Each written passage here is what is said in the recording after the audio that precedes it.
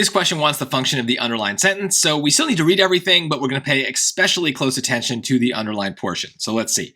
Chile's Atacama Desert is one of the driest places on Earth. Mary Beth Wilhelm and other astrobiologists search for life or its remains in this harsh place because the desert closely mirrors extreme environments on Mars. So that end part is kind of what gets it for me. That's probably what it's going to be about, right? It's why are they there? What's the because, right? So think about the structure of what the sentence is doing. It's providing a reason. So let's continue. The algae and bacteria found in Atacama's driest regions may offer clues about Martian life. By studying how these and other microorganisms survive such extreme conditions on Earth, Wilhelm's team hopes to determine whether similar life might have existed on Mars and to develop the best tools to look for evidence of it, right? So they keep repeating the same thing, right? It's about Martian life. It's about looking at Mars. So this is just to make a comparison. So my dumb summary here is that, this is basically a big comparison between Earth and Mars. Let's see what we get for the choices. A, to contrast the conditions in the Atacama Desert with those on Mars. Well, no, it's not a contrast. It's a comparison, right? It's saying we want them to be as similar as possible, and that's why we're studying it, because Mars is probably similar as well. B, to explain why many life forms cannot survive in the Atacama Desert. Well, it certainly doesn't explain that, right? I mean, I guess it does say that it's a harsh place, but it's not about that, right? The whole point is that we continue with the passage to say that the reason it's harsh is why we're studying it, right? Like we're studying it because it mimics this other harsh environment.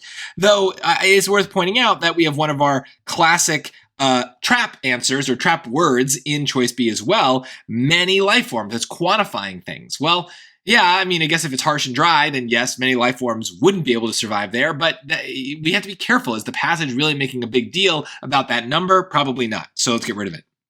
C, to indicate why astrobiologists choose to conduct research in the Atacama Desert. Well, this question, or this answer, also perfectly sets itself up to become a question that we can answer. Why are they conducting research in the desert? Because it mimics Mars, right? We have that answer easily. We can point to it at several points in the passage, but also in the part that's underlined. So this is probably the answer. So let's look at D, though, just to be sure. To describe certain limitations to conducting scientific study in the Atacama Desert? Well, no. What are the limitations, right? So we could turn that into a question as well. I don't really get that. It's not that it's limited. I mean, yes, it's a harsh place, but they're studying it because it's harsh, right? So it's not that they're limited in how they study it. They're studying it for a reason. So yeah, C to me is very obviously the answer, but I do think that that's a very important strategy that you can use for any of these, like, what's the function? What's the main idea? Those kinds of questions. Turn the choices into better questions. And if you can then answer that question by pointing to something in the passage, that's a really good sign that that is the correct answer because it's doing what it's supposed to do. I use that all the time, not just on easy questions, but on the hard module as well.